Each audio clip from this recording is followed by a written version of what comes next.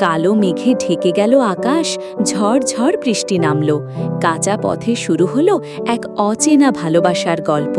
আঁচল মাথায় দিল মাধবী, ছুটতে লাগল, কিন্তু ঝড়ো বৃষ্টির ফোঁটায় ভিজে গেল পুরো শরীর। রাস্তার ধারে দাঁড়িয়ে অরুণ তাকিয়ে রইল। বুকের ভেতর ধকধকানি বাড়ল, চোখ সরাতে পারল না। ভিজে চুল গাল বেয়ে নামল।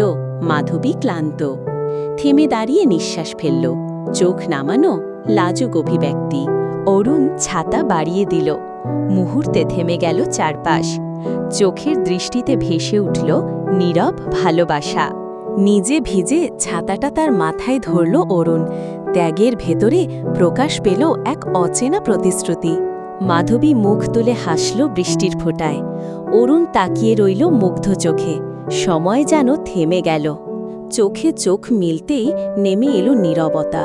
কোনো শব্দ নয়, হৃদয়ের ভাষায় সব কথা বলে দিল।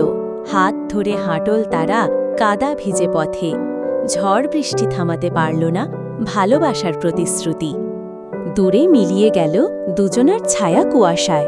প্রতিজ্ঞা রইল আজীবন হাত ধরে চলার। এই গল্প যদি আপনাদের ভালো লাগে, ফলো এবং সাবস্ক্রাইব করে আমার পাশে থাকবেন।